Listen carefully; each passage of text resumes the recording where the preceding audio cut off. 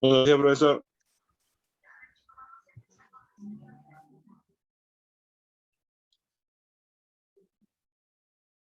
¿Qué tal, pues, muchachos?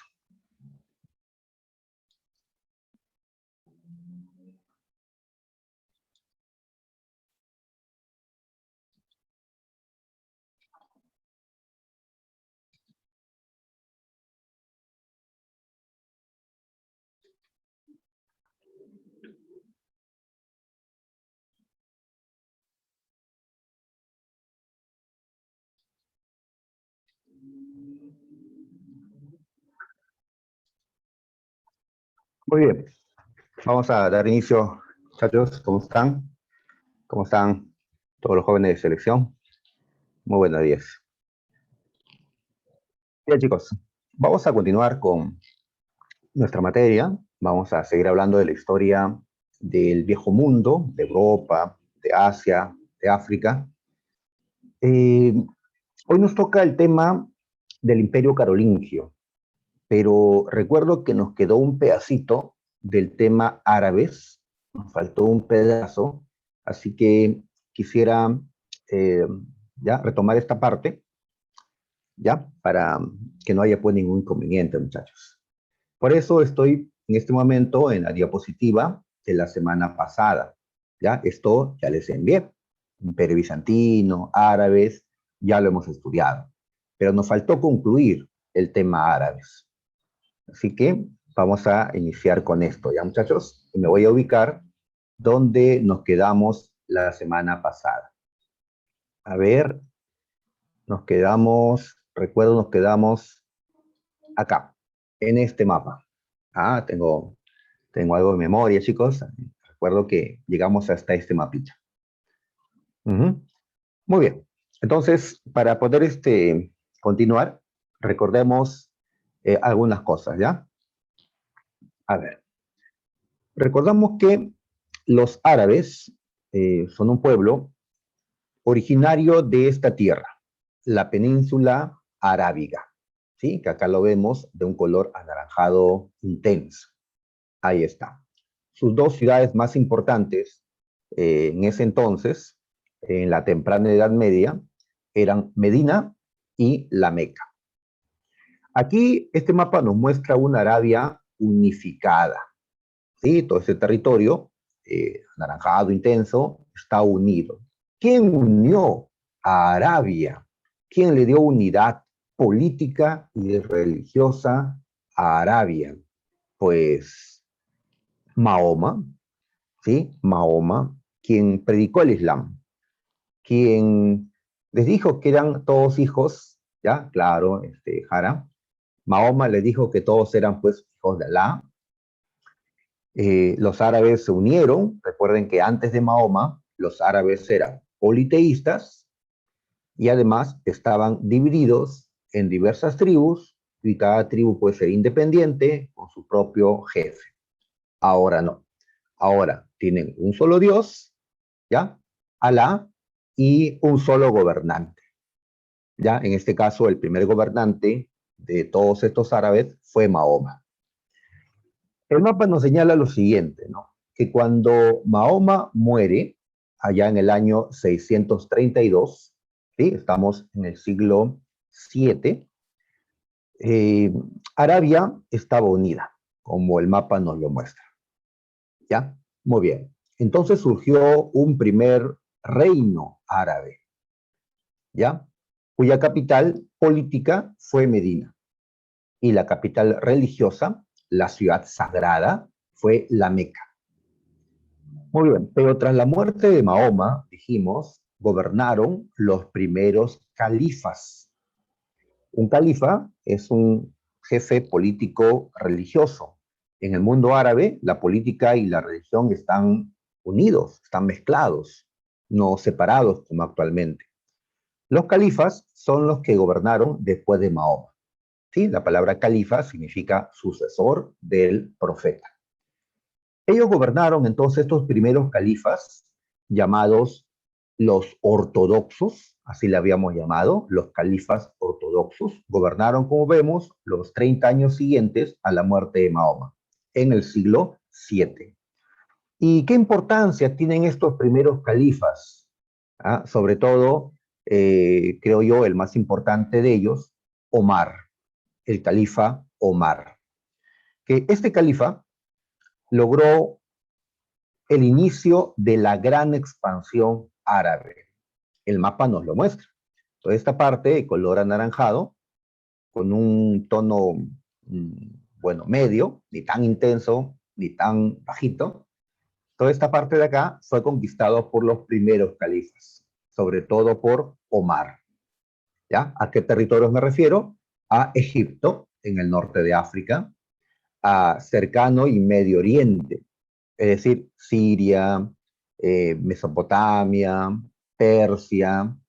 Para poder conquistar esto, decíamos, Omar y los primeros califas habían logrado, pues, derrotar al reino persa. ¿Sí? Los persas se volvieron musulmanes con el tiempo por influencia árabe y le habían quitado también grandes territorios al imperio bizantino. Siria, Jerusalén, Egipto estaban bajo el control del imperio bizantino. Ahora no, ahora está en manos de los árabes. Así que si Mahoma le dio unidad a los árabes, pues los primeros califas crearon el imperio árabe. ¿Ya? Imperio porque están dominando, ¿sí? De manera política, militar, otros territorios. ¿Ya? Entonces se formó el imperio árabe o musulmán en el siglo VII. ¿Ya? Hasta ahí habíamos llegado. Y teníamos que pasar ahora a hablar de los siguientes califas. ¿Ya? Después de los primeros 4 califas, conocidos como los ortodoxos, van a gobernar otros califas de una familia llamada Omeya, los califas omeyas, que gobernarán, como vemos, entre el siglo VII y el siglo VIII, los omeyas. ¿Ya? Muy bien, los omeyas, antes de cambiar la diapositiva, los omeyas lograron una gran expansión también. ¿Ya? Como vemos en este mapa, los omeyas conquistaron más territorios de África, ¿sí? Esta parte de acá, donde actualmente están Túnez, Argelia, Marruecos, ¿ya? Esta parte de África. Y llegaron a España también, llegaron a invadir lo que hoy es España, ¿ya? Cuando ustedes ven esto, cuando ven el territorio español y dice ahí Al-Ándalus, se refiere pues al territorio español bajo dominio musulmán, bajo dominio de los árabes. ¿Ya? Y por el otro lado, estos califas omeyas llegaron a conquistar otros territorios, ¿ya? Donde actualmente están pues Afganistán, Pakistán, y llegaron hasta la India, llegaron hasta la India. Entonces el mapa nos muestra la máxima expansión del imperio árabe, desde España hasta la India. La máxima expansión se consiguió cuando gobernaban ¿quiénes? Los califas omeyas. Omeyas. ¿Ya? Este mapa, como ves, tiene bastante información.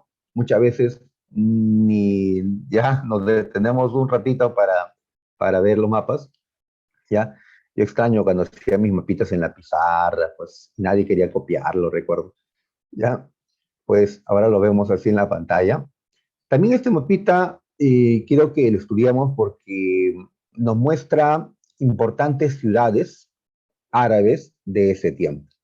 Al inicio eran Medina y la Meca, pero ya cuando se han expandido, hay otras ciudades que también pues son importantes. Por ejemplo, Bagdad, ¿sí? Actualmente capital de Irak, ¿sí? De Irak, antes llamada Mesopotamia. O Damasco, ¿sí? Actualmente capital de Siria.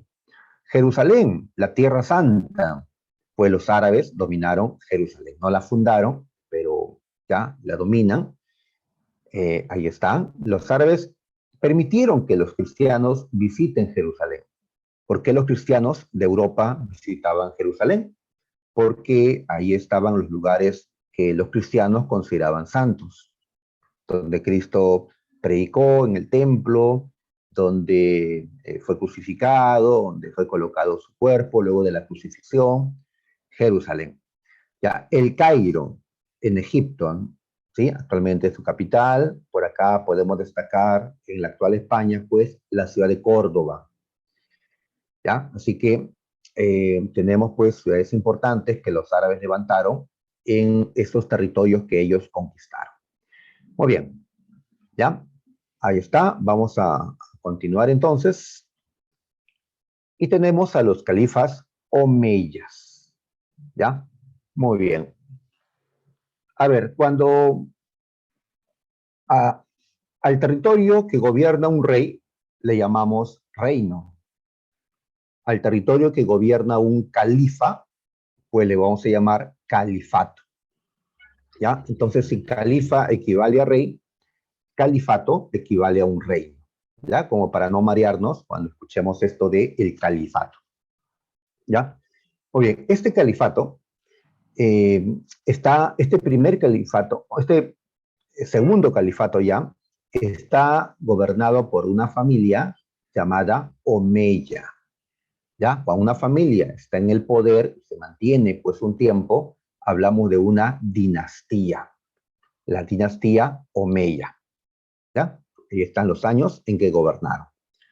Pues en tiempo de los Omeyas continuaron las guerras de conquista, como vemos ahí pues a estos árabes luchando.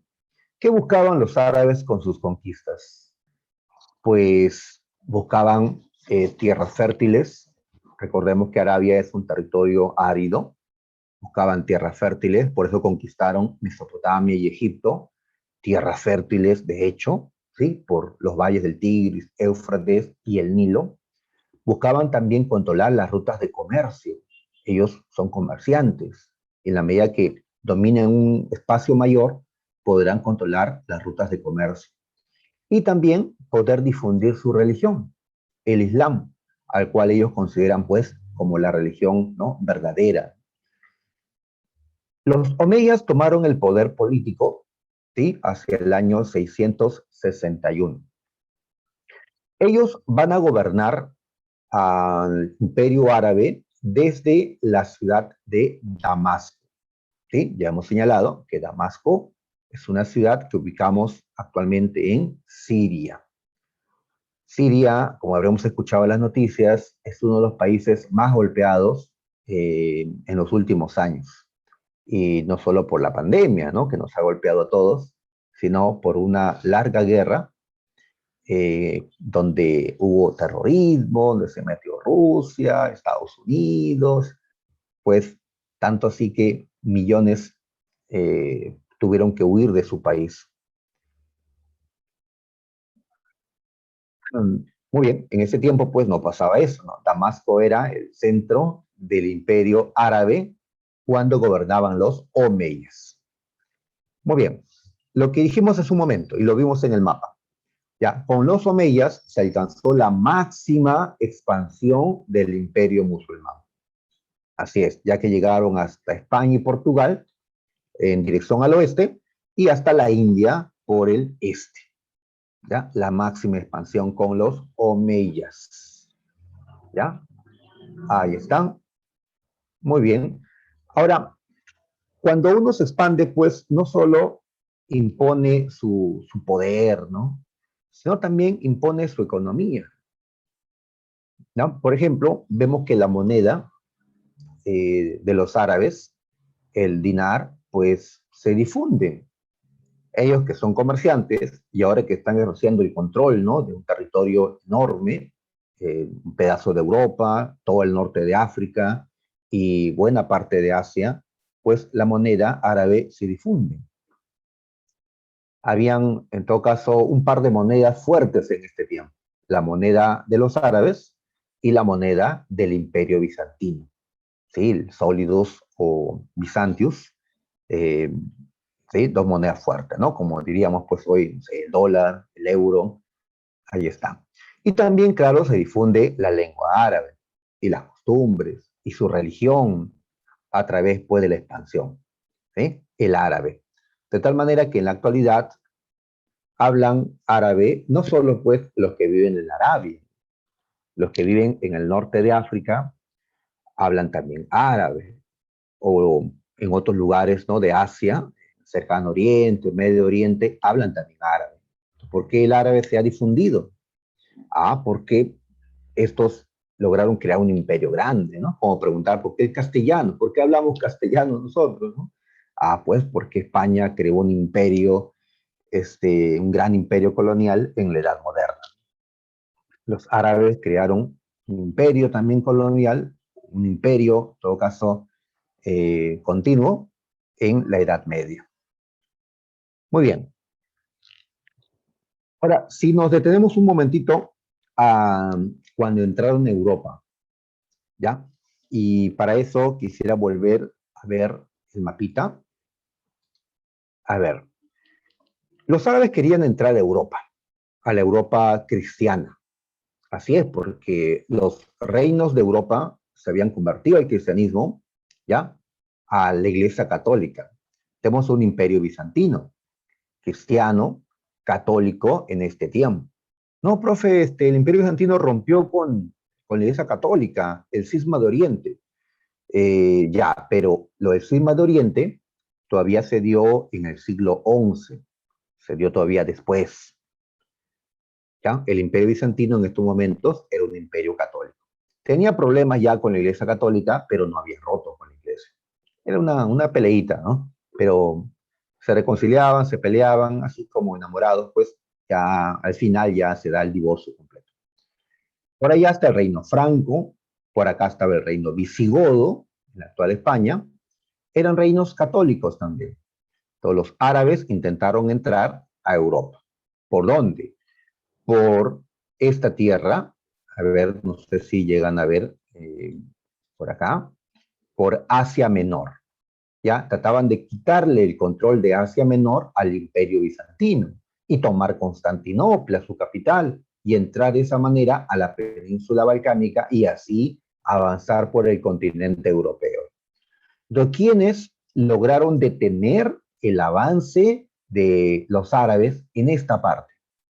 Pues el Imperio Bizantino, ¿sí? Los bizantinos lograron detener. Perdieron muchos territorios los bizantinos, Egipto, Siria, pero lograron detenerlos al menos por acá, ¿ya? Por eso una de las importancias del Imperio Bizantino ha sido el ser una barrera frente al avance de pueblos asiáticos.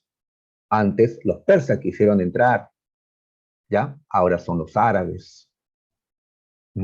Más adelante, pues, serán los turcos, selyúcidas, después los turcos otomanos, así que fueron una barrera. Pero claro, pues al final cayeron, al final. Por ahora, a los árabes los detuvieron aquí. Entonces, los árabes, ¿por dónde entraron a Europa? Si no pudieron hacerlo por esta vía, lo van a hacer más allá, por acá, ¿ya? Por este lado, ¿ya? Así es. Por acá los árabes cruzaron Gibraltar, entraron a Europa. Se enfrentaron al reino visigodo, ubicado en esta parte, ¿sí? En la España actual. Los visigodos cayeron derrotados. ¿Ya? Muy bien. Y luego los árabes quisieron seguir avanzando, como el mapa lo indica, quieren seguir avanzando, pero ¿quiénes los van a detener en esta parte de Europa? Los que los van a detener a los árabes aquí en Europa Occidental fueron los francos, el reino franco, ¿ya? Entonces, bizantinos y francos fueron las barreras para evitar que el imperio árabe pueda ya difundirse, ¿no? Por el continente europeo. De todas maneras, los omeyas lograron una expansión tremenda, ¿no? Este imperio, el tamaño de este imperio era pues más grande que el imperio bizantino o el imperio carolingio, que vamos a ver en un momento, inclusive más grande que el imperio romano.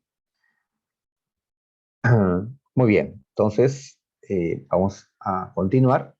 A ver, estábamos señalando allá, que en el año 711 los musulmanes, los árabes, liderados por Tarik, conquistaron al reino visigodo.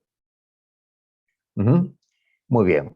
Entonces, los visigodos no pudieron, ellos eran católicos, su rey, don Rodrigo, no pudo contra Tarik, y así desapareció el reino visigodo. de los reinos bárbaros que habíamos estudiado hace un par de semanas, están quedando ya pocos.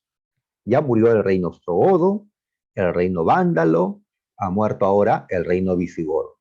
Bueno, muerto totalmente no, porque quedaron visigodos, huyeron al norte, las montañas del norte, y van a resistir, ¿ya? Y se propusieron qué cosa estos visigodos que quedaron, reconquistar su territorio.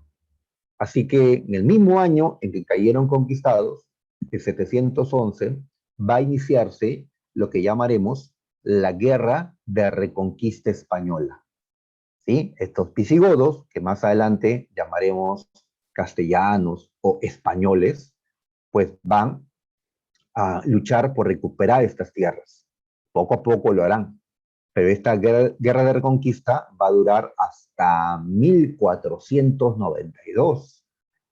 Así que ya tienen que esperar más de 700 años para completar el objetivo de recuperar el territorio español. Ya, los visigodos. Por algo a los españoles le decimos godos, ya por esta herencia, ¿no?, histórica. Ahora, si los visigodos eran cristianos y cayeron dominados, ¿no?, la mayor parte de ellos por los árabes, y los árabes son musulmanes, pues ¿qué pasó con la religión? ¿Qué pasó con aquella gente que quería seguir, pues, haciéndole culto a Jesús, a Jesucristo, ¿no? No, ya, aclarando, ¿no? A Jesucristo. Este, pues, ¿qué pasó? Los árabes fueron intolerantes y persiguieron y mataron a los cristianos que estaban en España, o fueron tolerantes. ¿Ya? Es una pregunta que se ha hecho. Pues acá mencionamos que los musulmanes sí respetaron a la población cristiana. Ahora, a cambio de esa tolerancia, de ese permiso para que practiquen esta, ¿no?, religión distinta a la de ellos, pues le van a cobrar tributos. Pero al menos permitieron que esto se dé. ¿Ya? Cuando siglos después los españoles invadan el Tahuantinsuyo, ¿qué actitud van a mostrar, pues, los invasores españoles frente a las creencias que tenían los incas por acá? Pues no van a respetarlas, ¿no? Van a destruir sus templos, sus ídolos, sus sacerdotes. O sea que los musulmanes hasta mostraron un poco más de tolerancia en comparación a los españoles católicos, haciendo, ¿no?, la comparación, pues, ¿no?, justamente en relación a los españoles. Muy bien, pero cuando los musulmanes quisieron conquistar al reino franco, otro reino católico, no pudieron. Fueron derrotados, ya fueron detenidos por los francos en la batalla de Poitiers. Ya vamos a retomar esta batalla, pero en el tema siguiente, el Imperio Carolingio, porque esta batalla es, digamos, un punto de inflexión. Es decir, hasta aquí los francos eran un reino más, pero a partir de esta victoria de los francos, del abuelo de Carlomagno, Carlos Martel, pues los francos sintieron que eran fuertes, de que podían crear un estado poderoso, ya que habían logrado detener a los imparables, pues, árabes. ¿Ya? Años después, los francos crearán, pues, el Imperio Carolingio. Muy bien, y así pasaron los años, los omeyas gobernaban, pero como pasa en todas partes, pues hay luchas por el poder. Una familia le quitó el poder a los omeyas. ¿Qué familia? Los abasidas. ¿Ya? Entonces ellos atacaron Damasco y tomaron el poder, los abasidas. Así que a partir de este momento, estamos en el siglo VIII, el imperio musulmán está gobernado por otros califas, por otra dinastía, la dinastía abasida. ¿Ya? Muy bien, como Damasco fue la capital de los omeyas, los abasidas van a buscar otra ciudad como capital del imperio árabe. Esta capital fue Bagdad, ¿sí? Que ya vimos en el mapa dónde está. Hoy es la capital de Irak. ¿Ya? Muy bien. Ahí está, entonces, la nueva capital. ¿Ya? Hasta aquí, a ver, recordemos cuáles fueron las tres capitales políticas que tuvo el imperio árabe. Las tres capitales. ¿Cuáles eran, chicos? La primera, con los califas ortodoxos, fue Medina. La segunda, con los omeyas, fue Damasco. La tercera, con los abasidas, es Bagdad. ¿Ya? Así que tenemos ahí tres dinastías, ¿ya? Tres capitales. ¿Ya? Podemos hablar del califato de Medina o califato ortodoxo. Podemos hablar del califato de Damasco o el califato omeya. Y el califato de Bagdad o el califato abasida. ¿Ya? Podemos llamarle el califato o reino según quienes gobiernan, la dinastía o según pues, la capital. Muy bien, este califato abasida ya no realizó grandes conquistas. Ya no. Ya. Más bien lo que va a pasar poco a poco es que ese enorme territorio va a comenzar a partirse. Se van a separar en varios califatos. Pero eso todavía un poquito después. Por ahora lo que destacamos del califato abasida es que se logra en este tiempo el apogeo cultural. ¿Ya? Quiere decir esto que en, en Bagdad estos califas van a reunir a escritores, a artistas, ¿sí? A científicos también. Por ahí dirán, pues, pero si esta es una sociedad tan religiosa, donde el Islam, ¿no? Su fe juega un papel importante, la ciencia no habrá avanzado en nada, ¿no? Yo creo que es una exageración decir, pues, que donde se impone la fe, la religión en un pueblo, no hay ningún desarrollo científico. En todo caso, pues, la religión puede limitar, ¿no? Ese desarrollo, pero no impedirlo, ¿no? Así que sí podemos hablar de un apogeo cultural, inclusive a nivel científico, en los árabes. Así que Bagdad fue una ciudad, pues, esplendorosa en lo que es la cultura en estos años, ya rodeada, pues, de gente sabia, digamos, entre comillas. Además, el comercio, pues, florece ahora que ya tanto las guerras, ahora que hay mayor estabilidad, pues, la cultura y los negocios, pues, se desarrollan, ¿no? Muy bien, ya. Y ya después se da la separación. ¿Qué pedazo del imperio es el que primero se separa del resto del imperio? Pues la primera parte que se separa es, ¿ya? Donde se va a formar con el tiempo un califato independiente, ¿ya? Un reino árabe independiente, que va a tener como capital Córdoba, ¿ya? Así que vamos a colocar el mapita de España. Entonces acá vemos que este territorio se separó del resto. ¿Por qué? Porque cuando los abasidas mataban a los omeyas, un omeya, uno de ellos sobrevivió, un tal Abderramán, y este se establece acá, en este lugar, en Córdoba, en la actual España, ¿ya? Y él va a promover, pues, la ruptura de esta parte respecto al resto del imperio. Y así tendremos un califato, ¿no? De Córdoba independiente,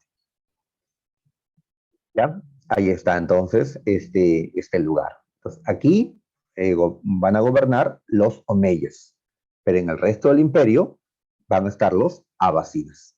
Hay una ruptura entonces. Ya sabes que cuando decimos al-Ándalus, nos estamos refiriendo a esta España musulmana. Más adelante se va a separar otro territorio del imperio, ¿ya? El territorio egipcio. ¿ya? Allí se construirá un califato que vamos a llamar el califato de El Cairo, con una dinastía, la Fatimí. Y así el imperio comienza pues a fraccionarse. Así le pasa a los imperios que abarcan un territorio tan grande, se hacen tan poderosos, pero internamente se dan luchas por el poder y al final pues termina rompiéndose la unidad. ¿Sí? Esa división pues que le ha pasado al imperio romano, ahora le va a pasar al imperio carolingio que vamos a estudiar, pues esas rupturas, ¿no? Cuando el tamaño es grande y es difícil mantener el control. Pasemos al aspecto cultural. A ver, como los árabes dominaron territorios que se encuentran en Asia, en África y en Europa, pues van a ser intermediarios culturales, ya que ellos llevarán lo que existe en un continente a otro, ¿ya? Y así la cultura en el viejo mundo, o sea, tanto en Europa, Asia como en África, pues están, digamos, mezclándose, sintetizándose. Y esto pues en beneficio de ellos, ¿no? Asiáticos, europeos, que de esta manera, pues, adquieren mayores conocimientos. China está muy lejos de Europa. Para la época, muy lejos, ¿no? Me refiero, pues, a la dificultad, ¿no? De trasladarse, pues, en esos años. Pero aún así, los inventos chinos llegaron hasta Europa. ¿Y cómo llegaron los inventos chinos? Inventos como la pólvora, la brújula. ¿Cómo es que llegaron a Europa? ¿No? El papel, la imprenta, pues llegaron a Europa a través de los árabes. ¿Sí? Los árabes, comerciantes ellos, pues llegaban a tener acceso a la ruta de la seda de los chinos, a las rutas comerciales en Asia y acceder a productos de esas tierras tan lejanas. Y como el imperio árabe llega hasta Europa, pues podían luego pues hacer negocios también con los europeos. Y así llegaron los inventos chinos hasta allá. También mencionamos que ellos se interesaron por la cultura clásica. Ya sabes que cuando hablamos de cultura clásica nos referimos a lo griego y lo romano, ¿sí? Lo más avanzado en cultura de la antigüedad. Pues se interesaron, sobre todo por lo griego, por Aristóteles, por todo lo que transmitió pues este filósofo. En matemática destacamos el álgebra. Ellos desarrollan el álgebra de tal manera que se considera que el álgebra es un aporte de los árabes. También tenemos los números.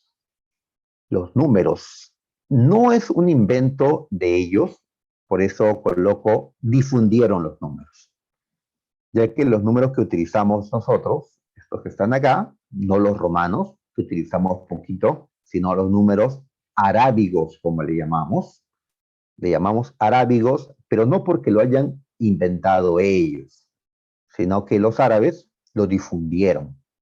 Estos números fueron creados en la India, y a diferencia de los números romanos, los números arábigos contienen el cero. Muy bien, estos números fueron llevados hasta Europa. Los árabes los difundieron.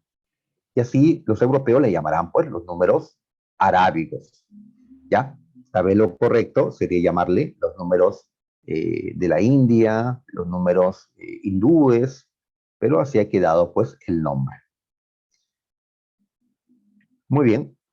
También tenemos la creencia que tenían los árabes de la existencia de una piedra filosofal que podía convertir el plomo en oro o podría dar pues eterna juventud.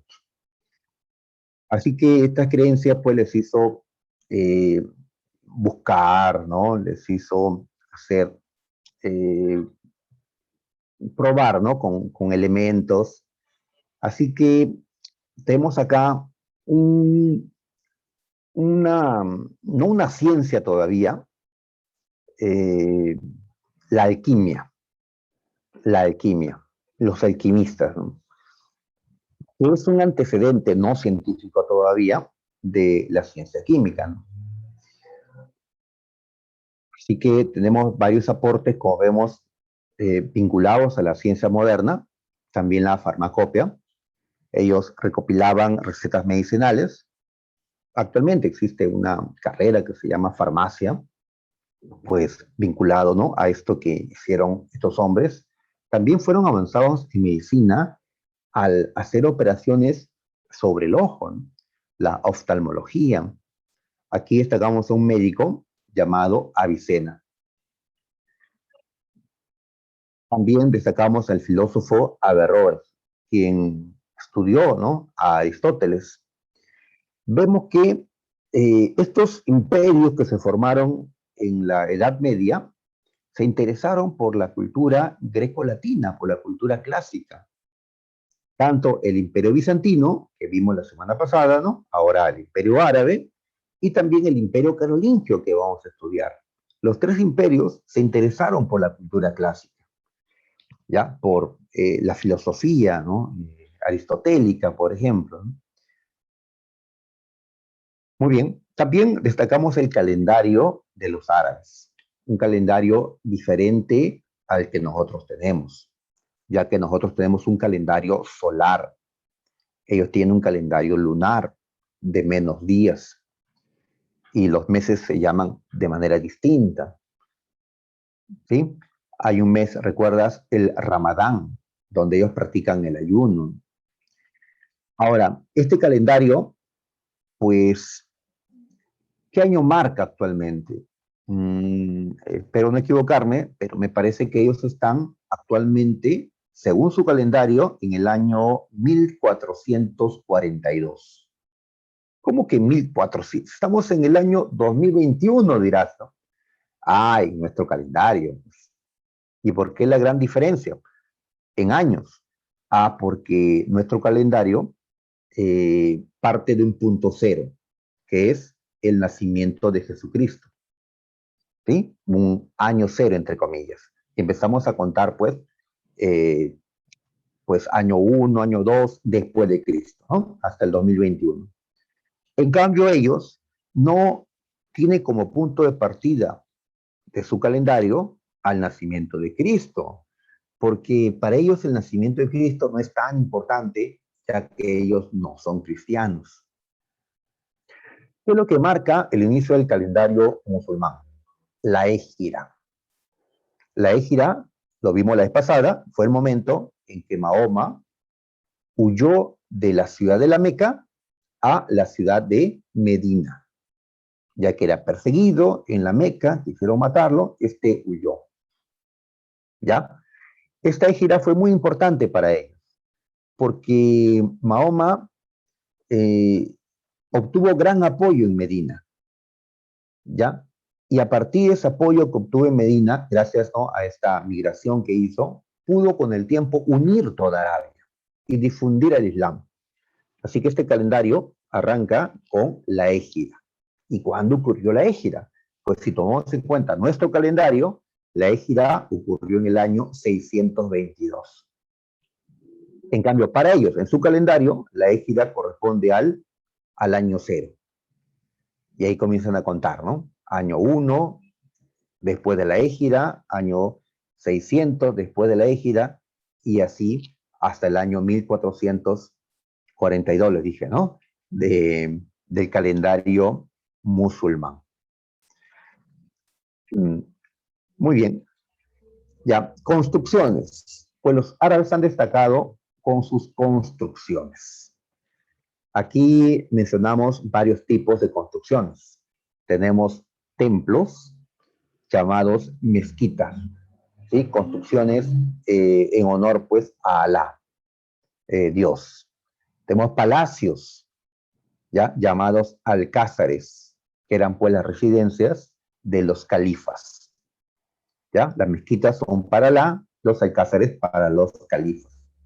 Tenemos las alcazabas, que eran ciudadelas fortificadas. En ese tiempo, pues, las ciudades eran fortificadas, ¿no?, en Europa, en Arabia, por las guerras constantes que había. Las madrazas eran escuelas, ¿ya? No necesariamente escuelas básicas, ¿no?, escuelas de cierto nivel. Tanto así que Algunos los consideran estas madrasas como el antecedente de las universidades, pero como corresponden a gente de Oriente, de otras ideas, no se le toma mucho en cuenta, ¿no? Más bien a la escuela palatina que va a fundar Carlomagno en Europa, ¿no? Como antecedente de las universidades. ¿Ya? Pero tenemos las madrasas, donde se formaban estos musulmanes. Aquí mostramos el interior de la mezquita de Córdoba. Ya sabes que una mezquita es un templo. Si vemos estos arcos de herradura, decimos, pues, ya, esto es árabe, ¿no? Es algo que identifica a la arquitectura árabe, estos arcos de herradura. Muy bien, por acá vemos un alcázar, o sea, un palacio, en Segovia, España. Ahí está. Muy bien. Fíjate si hay pinturas de los gobernantes, escultura de los gobernantes o de Dios. Pues hasta ahora no veo. Por acá una alcazaba, la de Granada, España. ¿Por qué ya las imágenes, por qué hay tantas construcciones musulmanas, árabes en España? En Córdoba, Granada, Segovia, porque hemos dicho ya, estos hombres dominaron España siglos, siglos. Así que no sorprende pues que hayan construcciones ya de este tipo en España. En cambio, en Francia no las vas a encontrar, ¿no? En Inglaterra, en Alemania, porque no llegaron a dominar allí. Tal vez encontrarás ahora un templo musulmán moderno, construido pues no hace mucho, pero históricos en España. Ya, muy bien. Entonces, ¿por qué no encontramos esculturas de Alá, imágenes de Mahoma, esculturas de sus califas? Porque está prohibido, según la religión, ¿no?, de ellos, representar a Dios, representar al gran profeta, representar al hombre. Está prohibido. Entonces, por respeto a sus creencias, pues no vemos por eso estas esculturas, estas pinturas. De tal manera que en cuestiones artísticas destacan pues en arquitectura, pero no en escultura o en pintura.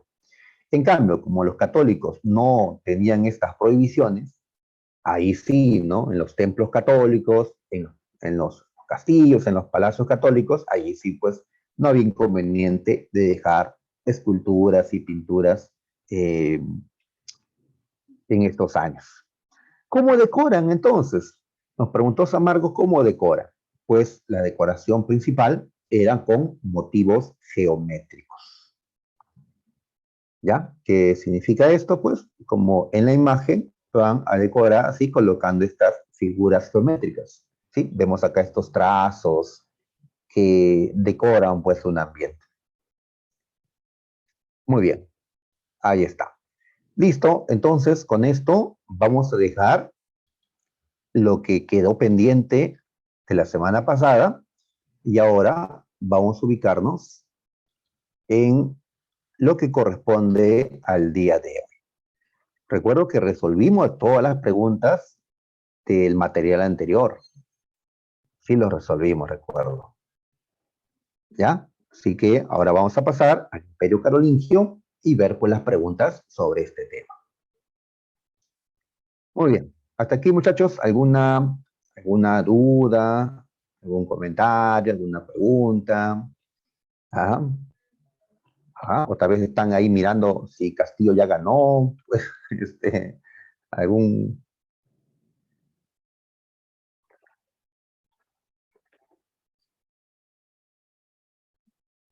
A ver, todo claro. Ya, ok. Muy bien. Entonces, pasemos ahora al Imperio Carolingio. Dejamos ya Asia, nos vamos a Europa, ¿no? Muy bien. Entonces, pasemos a hablar del Imperio Carolingio. Nos ubicamos en el siglo 9. El imperio formalmente existe en el siglo 9. ¿ya? Pero en sí las conquistas que permitieron la formación del Imperio Carolingio se dieron a finales del siglo VIII. Así que estamos entre el siglo VIII y siglo IX, ¿ya? Durante los primeros siglos de la Edad Media. Muy bien, ¿qué es esto del Imperio Carolingio? Pues un imperio que se formó por la expansión del reino franco. Nosotros sabemos qué cosa es el reino franco. Hemos estudiado a los reinos bárbaros. ¿Sí? A ver, recordamos entonces. A ver, retrocedemos al siglo V después de Cristo, cuando el Imperio Romano de Occidente desaparecía y todas sus tierras eran tomadas por los bárbaros germanos, como lo vemos en este mapa, ¿no? Italia, donde estaba Roma, pues Italia fue tomada por los ostrogodos, los visigodos tomaron España y así. Nos interesan los que están aquí, los francos. ¿Ya? Todos los francos eran un pueblo bárbaro, ubicado en Germania. Ellos cruzaron el río Rin, se instalaron en el siglo V en esta parte de Europa. ¿Sí? ¿En qué parte? Donde actualmente ubicamos el país de... Ah, qué fácil, profe. Si dice francos, Francia, ¿correcto? Entonces se establecieron en lo que actualmente es Francia, en la parte norte, como vemos. Ya van a tener como capital a la ciudad que hasta ahora es capital de Francia. Ya saben ustedes, me refiero a París. Los francos, pues, lo primero que tenían que hacer era unirse, porque habían varias, digamos, varios clanes, tribus, y era necesario, pues, una unidad, tener un solo rey. Y esto va a ocurrir. Lo van a conseguir, van a comenzar a expandirse, a dominar, ¿no? El resto de lo que actualmente es Francia, venciendo a los burgundios, a los alamanes, quitándole territorios a los visigodos y así. Con el tiempo, los francos harán mayores conquistas. Conquistarán el norte de Italia, conquistarán Germania, esto de la mano de Carlomagno. Y así, con Carlomagno, los francos ya se convirtieron en un imperio por los grandes territorios que habían tomado. Y al imperio de los francos, pues le llamamos el imperio carolingio. Muy bien, ¿ya? Ahí está. Muy bien. Las fechas te dirán también que este imperio no duró mucho, ¿ya? Desde que Carlomagno fue coronado hasta que el imperio fue repartido, apenas pasaron ni 50 años. Ni 50 años. Un imperio corto, es cierto, ¿no? Pero a pesar de eso, este imperio carolingio va a dejar una huella, va a ser importante por varios motivos que vamos a justamente ver. De ahí que pues se haya preguntado más por el imperio carolingio que por el imperio bizantino, me parece más que el imperio árabe inclusive, este imperio carolingio. Muy bien. Para entender esto, vamos a retroceder un poquito. Nuevamente nos ubicamos en el siglo V. ¿Quién fue el hombre, el primer rey de todos los francos? El que logra unir a los francos por primera vez. Se llamó Clodoveo. Clodoveo. ¿Ya? Él unifica al reino franco. ¿Ya? Muy bien. Tras él, sus hijos gobernarán. O sea, hay una familia en el poder. Esa familia es la merovingia. Los merovingios son la primera dinastía gobernante en el reino franco. Se llamó Merovingia en honor a un abuelo de Clodoveo llamado Meroveo. Y ahí pues Merovingia. Muy bien. Clodoveo además fue el primer rey bárbaro, ya, en este tiempo, que aceptó bautizarse, aceptó ser cristiano, fue bautizado por la Iglesia Católica. Desde este momento, ya, él, ¿no? Y sus hombres que se bautizaron, pues hicieron un pacto con la Iglesia Católica. La Iglesia Católica tuvo en el Reino Franco un gran aliado. Los francos se van a convertir en católicos. Hasta ahora, gran parte de los franceses que son creyentes son católicos. Así que la Iglesia Católica va a tener en el Reino Franco un protector, un aliado, ¿ya? Un reino que le ayude a expandir la fe católica. Y si tiene algún problema, los papas que están en Roma pueden pedir ayuda a los reyes francos. ¿Ya? Muy bien. Entonces, empezó una alianza entre el reino franco y la Iglesia Católica.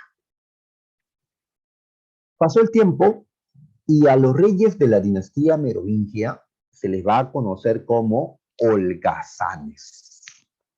Los reyes holgazanes. ¿Por qué ese apodo?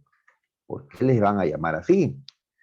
Porque estos reyes merovingios, de la última parte, van a delegar todas sus tareas de gobierno en unas autoridades conocidas como los mayordomos de palacio.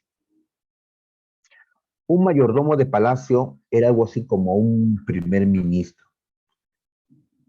Quien gobernaba en la práctica, tanto lo interno como lo externo, o sea, las guerras, era el mayordomo de palacio. Era el que tenía el poder de hecho. El poder de hecho. ¿Ya? En cambio, pues, el rey merovingio, pues, está en su trono, tiene corona, pero el otro es el que hacía prácticamente todo. Por eso les llaman reyes holgazanes, porque se dieron el gobierno a los mayordomos de palacio. Ahí está. Muy bien. Pero los mayordomos de palacio se hicieron poderosos. Inclusive ese cargo de mayordomo se volvió hereditario. Pasaba de padres a hijos. Una familia tomó el control de ese cargo. Una familia que es llamada la de los Pipínidas o carolingios. ¿Por qué le llamamos la familia Pipínida? Porque muchos de estos mayordomos tenían el nombre de Pipino. Pipino, ¿ya? Siendo el más famoso el padre de Carlomagno, llamado Pipino el Breve. Pero hubieron pues varios pipinos, de ahí el nombre, ¿no? Los Pipínidas.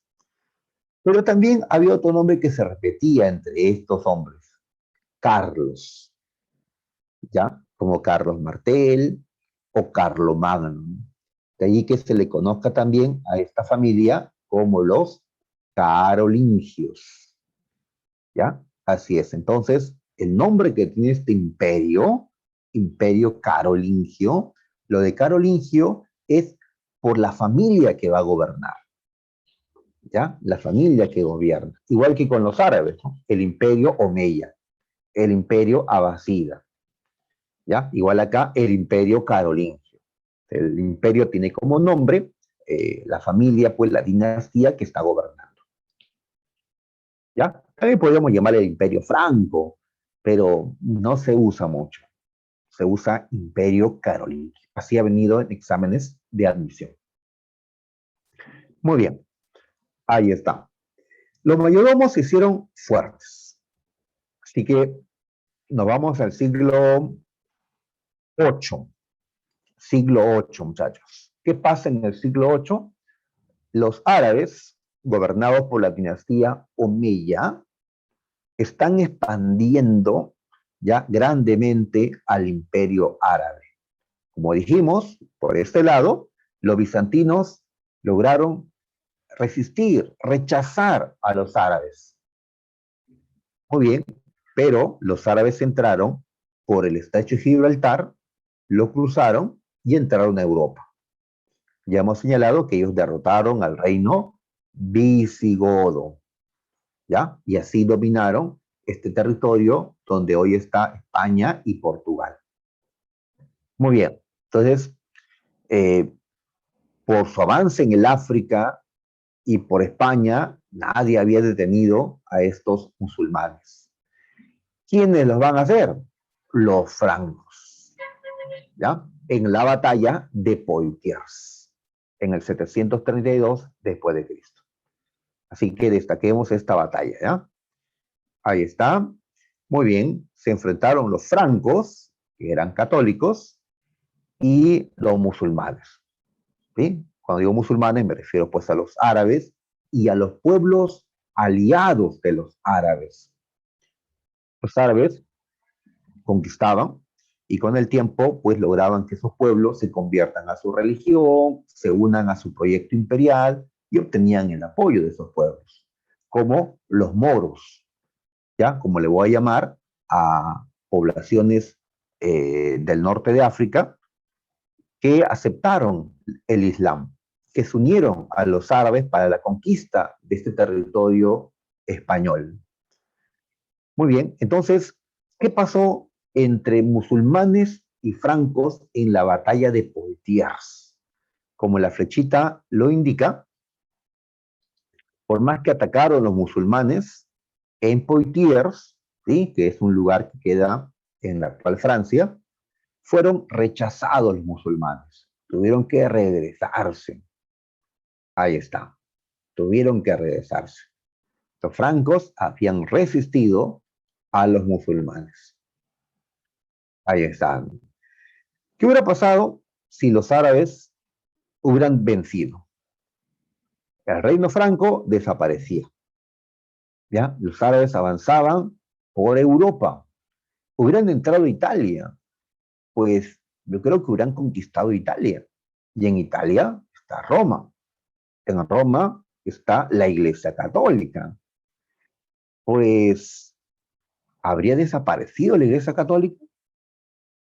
Mm, de ahí los árabes hubieran atacado al Imperio Bizantino. Por dos lados, por los dos lados la habrían atacado. Hubiera caído el Imperio Bizantino con este doble ataque. Pues, imaginen que todo eso hubiera ocurrido, pues ya no hablaríamos hoy de una Europa católica, sino de una Europa musulmana. Eh, ¿Ya? ¿Cómo habría cambiado la historia, no? Así que se resalta por eso la batalla de Poitiers. Ahí está, ¿no? Muy bien. Ahora, ¿quién fue el héroe de esta batalla? El héroe fue Carlos Martel. Ya, Carlos, eh, abuelo de Carlomagno. Ya, Carlomagno le habrán puesto el nombre Carlos en honor pues a su abuelo. Igual yo tenía un abuelo llamado Juan, Juan Yucra, así que yo también me llamo Juan Yucra. Juan Carlos, ya, de Carlos, ¿dónde habrán sacado, no? No sé, a ver, de Carlomagno. Mi papá creía que yo iba a ser emperador, algo así. Pues Carlos Martel era mayordomo, ¿ya? Y se convirtió pues en el héroe de esta, ¿no?, guerra, en quien defendió al reino franco, salvó al reino franco y salvó a la Iglesia Católica prácticamente. Entonces, el mayordomo era muy importante. El rey Holgazán tal vez estaba asombrando. Por eso, ¿qué va a ocurrir luego? Por acá una imagen que representa la batalla de Poitiers.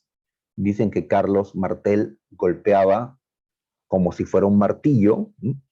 Y por eso le pusieron ese apodo, Martel, que significa martillo. Muy bien, pasaron los años. Tras la muerte de Carlos Martel, el nuevo mayordomo de Palacio era su hijo, Pipino el Breve. Pipino el Breve. Muy bien. Pipino el Breve era mayordomo, tenía ya el gobierno, pero no estaba completo, porque había un rey holgazán. Él quiere la corona, quiere ser rey, Pipino el Breve, que sus hijos, ¿no?, sus nietos, sean reyes luego de él, ¿no? Así que lo que Pipino hace es, pues, un golpe de Estado. Un golpe de Estado. ¿Ya? Muy bien. Pues, ya esa palabra golpe de Estado, muchachos, está rondando mi cabeza ya. Pues,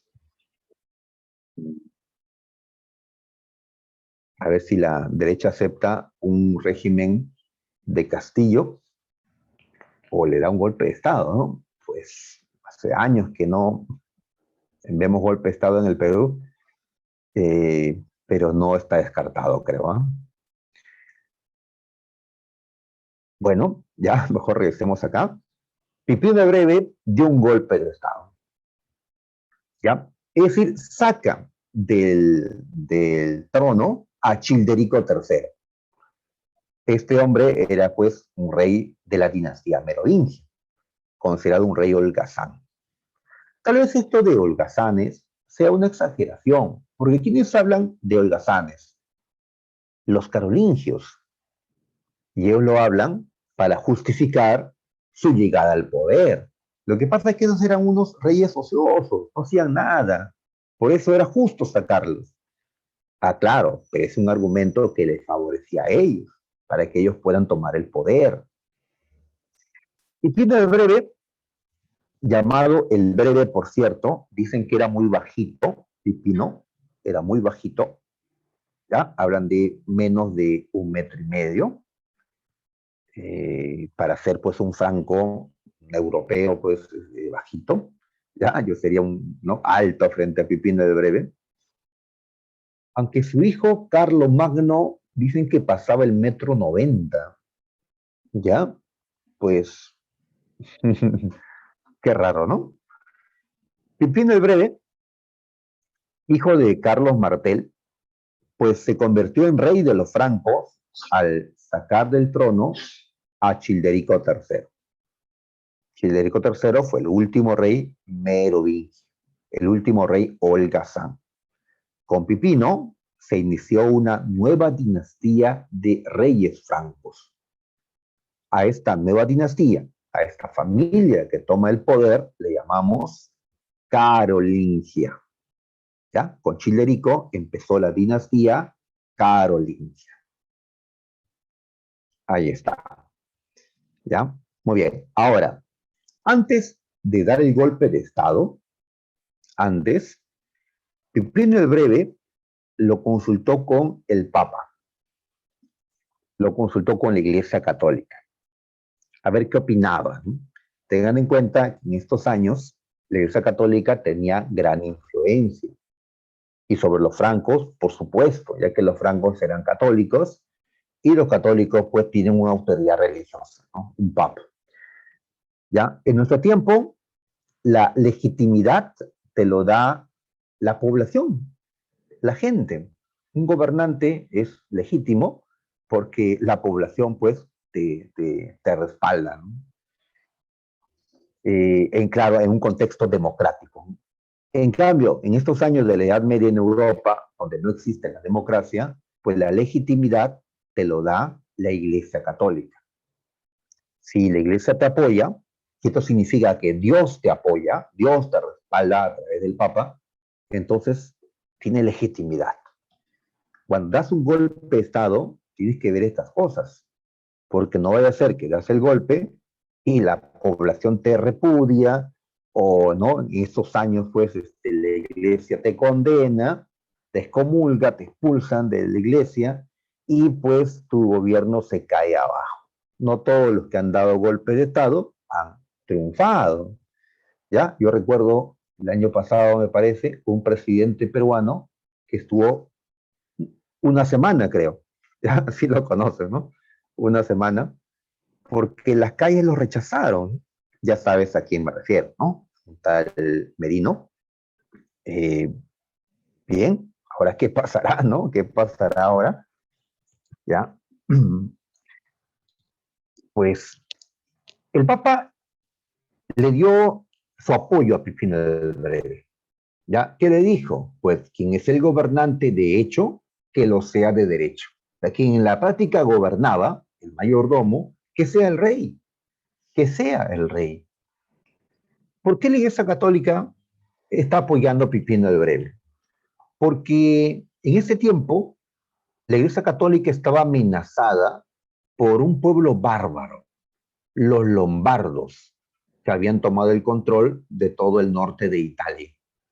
Y en el centro de Italia está Roma, está la Iglesia Católica. Así que amenazados por el reino lombardo, la Iglesia Católica tenía como esperanza de protección al reino franco. ¿Y quién mandaba en el reino franco? Pues Chilerico III era un rey pues, que no hacía nada, ¿no? Pipino el Breve era pues esperanza de la Iglesia Católica. Ahí dirá, profe, ¿y por qué la Iglesia Católica más bien no miraba como protector al imperio bizantino, que era un imperio católico también? Es cierto, pero el imperio bizantino y la Iglesia Católica tenían un problema en este tiempo. Recuerdan, chicos, que dentro del imperio bizantino se estaban destruyendo las imágenes y la Iglesia Católica condenó esa destrucción de imágenes. ¿Cómo le habíamos llamado a esta querella, a este pleito por las imágenes? ¿Recuerdan el término que utilizamos la semana pasada?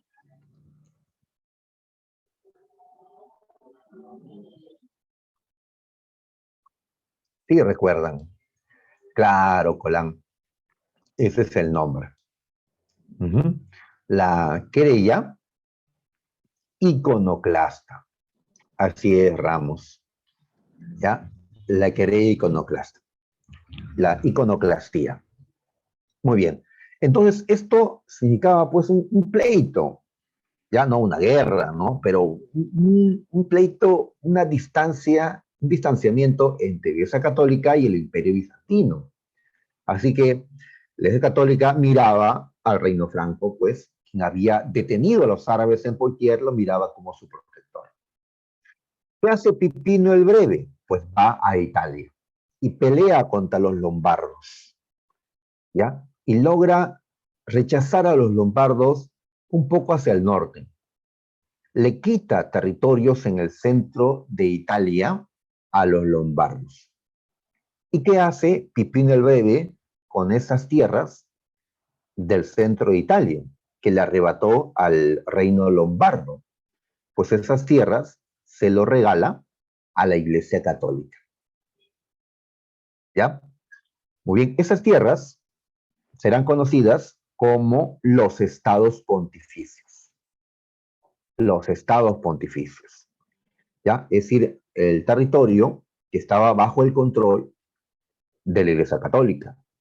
El reino de la Iglesia Católica, donde el pontífice o papa será pues el rey de esas tierras. En el siguiente mapa vamos a ubicar a los estados pontificios, ¿ya? Ahí están. Entonces imagínate todo lo que hizo Pipino el Breve por la iglesia.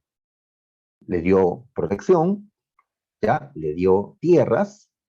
Entonces cuando Pipino el Breve, ¿ya? Hizo el golpe de Estado, pues la iglesia católica lo apoyó, ¿ya? Pipino fue coronado como nuevo rey de los francos. Y si la iglesia, si Dios lo ha coronado, entonces esto tiene que ser aceptado por la gente. Muy bien, y así Pipino se convirtió pues en el rey de los francos, por un golpe de estado. Muy bien, pasó el tiempo, ya muere Pipino el Breve. Él dividió el reino entre sus dos hijos. Se llamaban Carlos y el otro Carlomán. Carlos y Carlomán. ¿Ya? Ellos se pelean. Uno de ellos se muere Carlomán. Y Carlos asume el control de todo el reino. ¿Ya? Él es hijo de Pipino el Breve. Este Carlos va a ser recordado en la historia como Carlomagno. Carlos, no se confundan, ¿ah? Si por ahí leen Carlomán, Carlomán, ese era el hermano de Carlomán, que se murió antes que este sea emperador. ¿Ya? Muy bien, ahí están. Este Carlomagno, pues, va a impulsar guerras de conquista, guerras de expansión por Europa, buscando reconstruir el imperio romano de Occidente. Este imperio de Occidente que había desaparecido en el siglo V, pero aún tenía, pues, ¿sí?, un recuerdo de su grandeza, ¿no? Así que se quería eh, emular, ¿no?, ese imperio romano de Occidente. Muy bien, y para eso Carlomagno va a hacer, pues, guerras. ¿Ya? En este otro mapita podemos observar dónde se ubicaban esos enemigos. A ver, veamos, a ver. Mm, a ver, ubiquemos primero a los estados pontificios, ¿ya? A ver, acá está. Por acá, en el centro de Italia, puedes verlo. Ahí está el nombre, estados pontificios. ¿Ya? Ahí está. Que incluye la ciudad de Roma. Bien, estas tierras, entonces, le pertenecían a la Iglesia Católica. Y los estados pontificios eran un reino, digamos, aliado, protegido por el reino franco, por el reino o por el rey Carlomagno. Pero estos estados pontificios seguían en amenaza de los lombardos. Acá dice Lombardía. ¿Ya? El reino de Lombardía, o el reino lombardo, abarcaba toda esta zona norte de Italia. Ahí está. Muy bien. Entonces, los lombardos seguían amenazando a los estados pontificios. Querían recuperar estos territorios. Por eso es que la Iglesia Católica volverá a pedir ayuda ahora a Carlomagno. ¿Ayuda contra quiénes? Preguntó la Universidad de San Marcos. Ayuda contra los lombardos.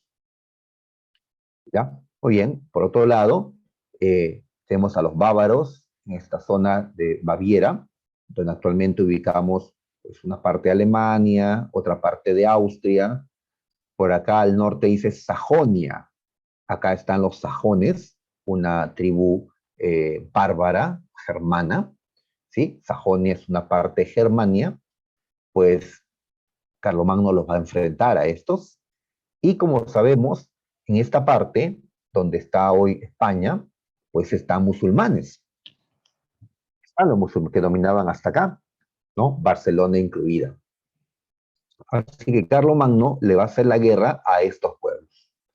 Ya va a buscar conquistar Sajonia, Baviera, Lombardía y también el territorio de la España musulmana. ¿Ya? Muy bien. ¿Qué cosa conquistó? Pues los territorios que vemos en este color verde son los que conquista.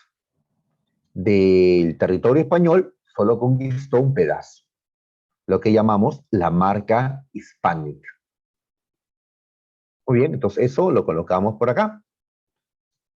Muy bien, guerra contra los lombardos.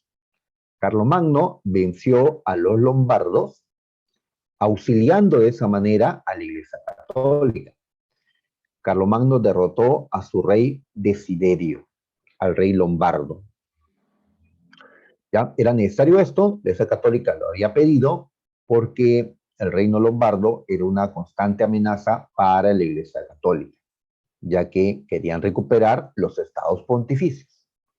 Y así, ahora todo el norte de Italia va a estar gobernado por Carlomagno. Guerra contra los sajones. Ya sabemos que Sajonia es una parte de Germania.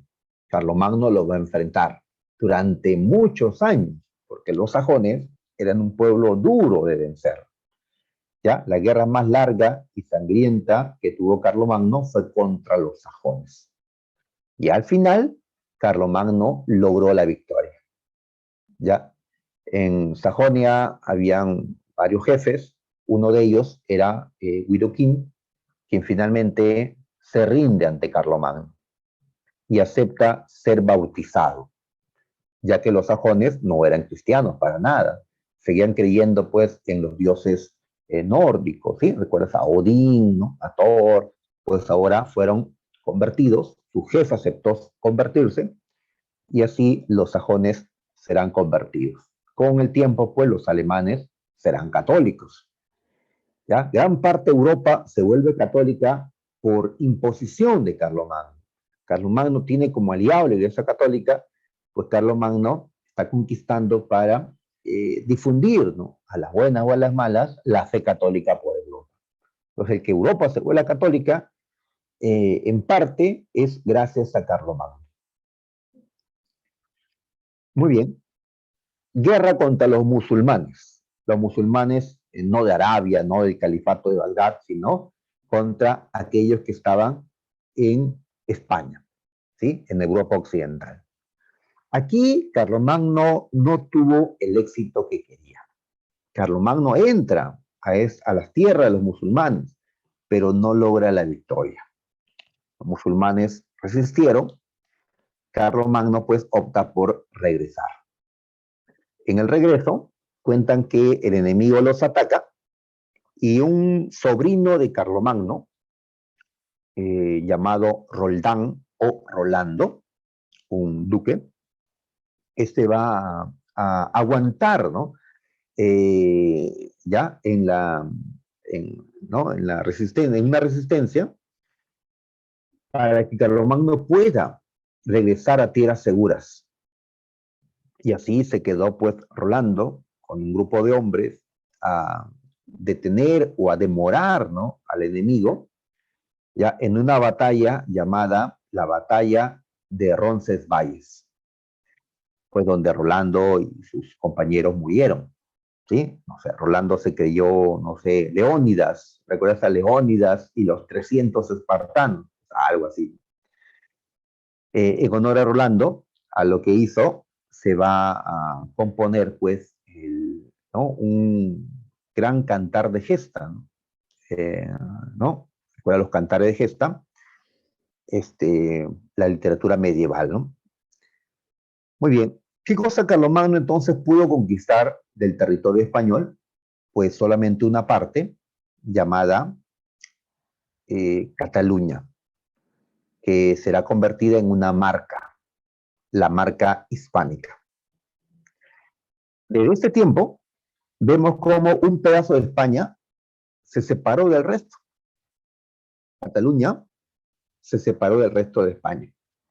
Actualmente, Cataluña ya busca su separación de España, pues cuando argumentan, buscan la historia y mencionan esto, ¿no?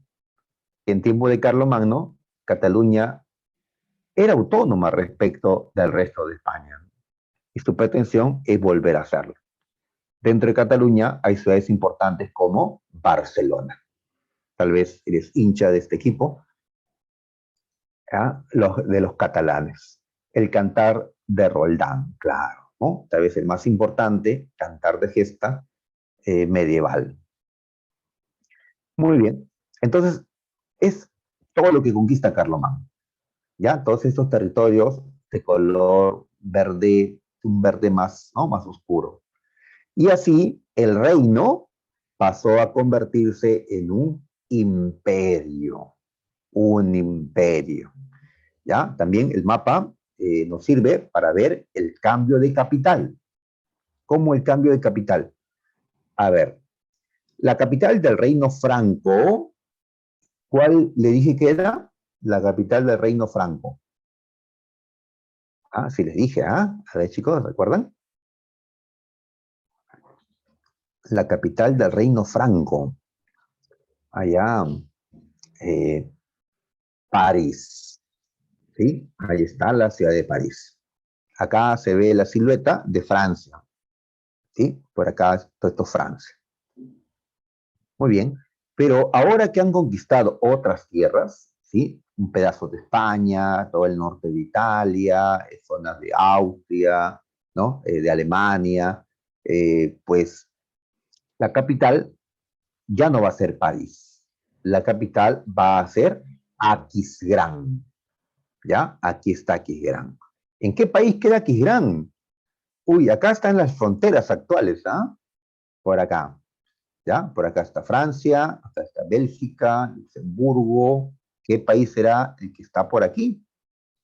Pues el país que está acá, donde se dice Sajonia y todo eso, es Alemania, la actual Alemania, ¿ya? Así que Aquisgrán es una ciudad ubicada actualmente en Alemania. Hasta ahora existe la ciudad de Aquisgrán. Aquisgrán se convirtió en la capital del Imperio Carolingio. ¿Y por qué el cambio de capital? ¿Por qué no siguió siendo París? Porque tal vez lo más estratégico era que la capital esté más hacia el este, ya que las rebeliones que se daban o se podían dar eran en Sajonia, ya que los bárbaros de esa zona eran pues, se resistían, ¿no?, a los cambios que estaban ocurriendo. Así que la capital debía estar un tanto más cerca, ¿no?, a esa zona. Como dicen, a tus amigos tenlos cerca y a tus enemigos tenlos aún más cerca, ¿no? Algo así es la frase, ¿no? Aún más cerca, ¿no? Para poder, pues, vigilarlos, ¿no? Ahí está. Aquisgrán, pues, es una ciudad alemana. Desde allí gobernará Carlomagno, su imperio. Entonces, muchachos, nos preguntamos lo siguiente. ¿El imperio de Carlomagno fue un imperio francés o un imperio alemán? La capital se ubicaba en la actual Alemania. Allí vivió Carlomagno, allí, desde ahí gobernaba, desde territorio alemán actual, ¿ya? Pero todos los orígenes eran en Francia, ¿no?, los francos, ¿ya? Luego cuando se recuerda a Carlomagno en Europa, pues hacen, ¿no?, las conmemoraciones, lo hacen tanto en Francia como también en Alemania. Como cuando hablamos de Tiahuanaco acá en el Perú. Tiahuanaco es una cultura peruana o boliviana. Pues ambas, ¿no? Ya, ¿qué dice la muchacha? Bolivia y Perú. Claro, Fernanda, Bolivia y Perú. Ajá, así es. Eh, Recordemos que la capital de Tiahuanaco, Taipicala, pues actualmente queda en Bolivia, ¿no? Ya, pero pues se irradió, se difundió por territorio peruano también. Ujú. Por acá también. Muy bien, entonces vamos a pasar ahí una imagen de Carlomagno. A ver, tenemos, ahí está. A ver, Carlomagno era rey, aún no era emperador. ¿Qué faltaba? Ya había hecho conquistas. O sea, ya el reino franco se había convertido en la práctica en un imperio, pero faltaba algo formal. Faltaba alguien que corone a Carlomagno, porque él no puede decir simplemente yo soy emperador. Es necesario una coronación, una formalidad. ¿Ya? En la práctica ya era un emperador, pero faltaba una coronación. ¿Quién le ponga la corona de emperador? Y ya sabemos pues quién lo va a hacer, ¿no? El Papa.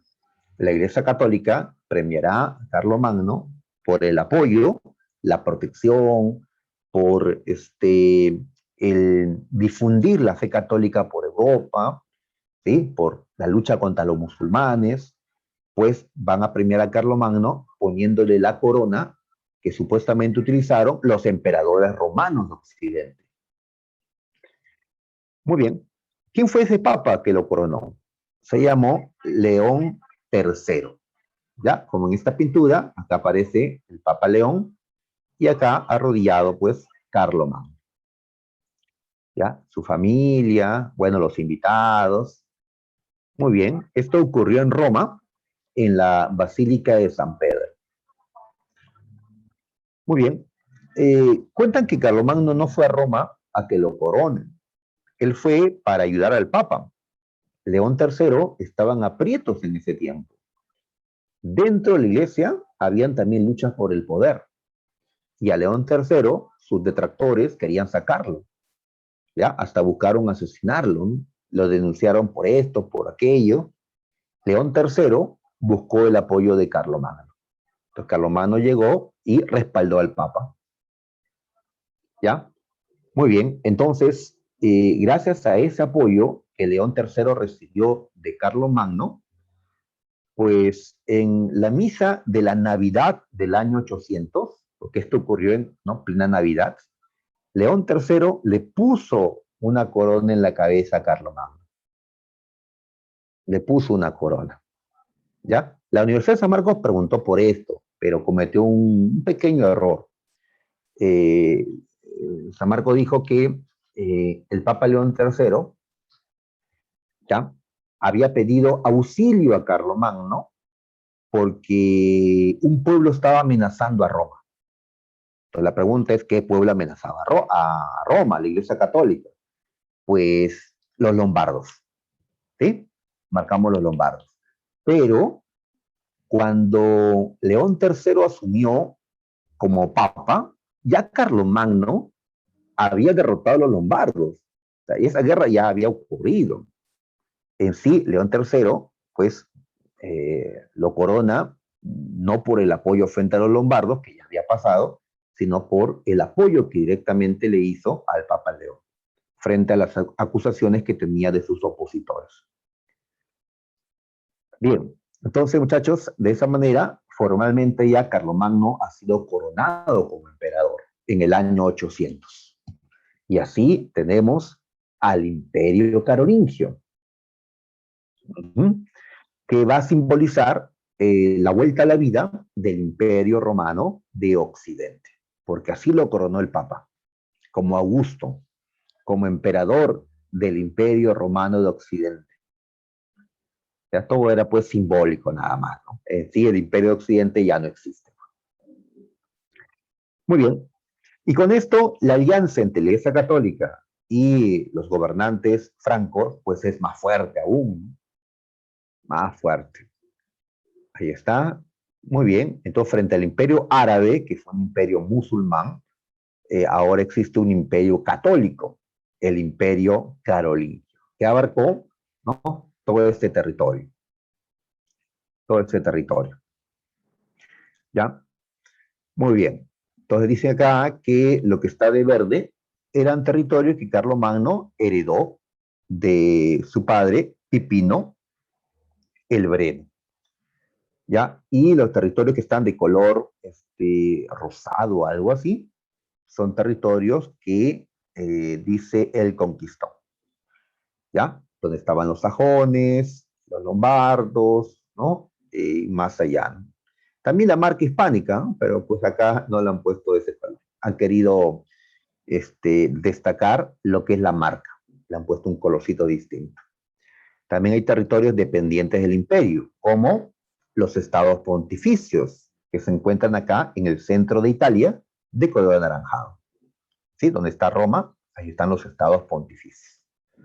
Entonces vemos que Carlomagno tuvo el control de un territorio bastante grande en Europa. No tan grande como el imperio árabe, o como lo fue el imperio bizantino en su mejor momento, o el imperio romano. ¿Ya? Creo que hasta el imperio incaico es más grande que el imperio carolingio. Eh, pero de todas maneras, pues, tuvo un tamaño importante. ¿Ya?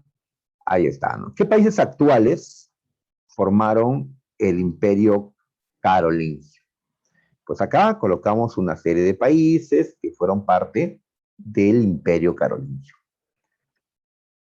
En todo caso, destaquemos a tres. A tres. Ya, Francia, Alemania, ¿sí? Y también Italia. Tal vez no toda Italia, pero pues sí una gran parte de Italia. Ya, todo el norte, controlado directamente por el imperio, y la zona central, que es un territorio aliado, pero también dependiente, porque recibía la protección del imperio carolingio. Así que Francia, Alemania e Italia son los tres países actuales que más formaron parte del imperio carolingio. ¿Ya? La capital, ya sabes, es Aquisgrán. Ahí está la capital. ¿Ya? Muy bien. No conquistó a los anglosajones, como vemos de esta isla, ¿no? tampoco al resto de musulmanes que estaban entre España y Portugal. Muy bien, entonces acá vemos una importancia del Imperio Carolingio. Haberle dado cierta unidad a Europa. Unidad. Unidad que lo había perdido Europa desde que desapareció el Imperio Romano de Occidente. El Imperio Occidente había unido gran parte de Europa, ¿ya? Pero luego cuando cayó y se formaron los reinos bárbaros, entonces esa unidad se había roto. Pues ahora con Carlomagno se volvía a, no completa, pero cierta unidad ahora Europa volvía a tener. Ahí está. ¿Ya? Muy bien, entonces difundió la fe católica, la unidad europea, va a promover la educación, como vamos a señalar, ¿ya? Va a crear un imperio, un poder centralizado, deteniendo el desarrollo del feudalismo por un tiempo.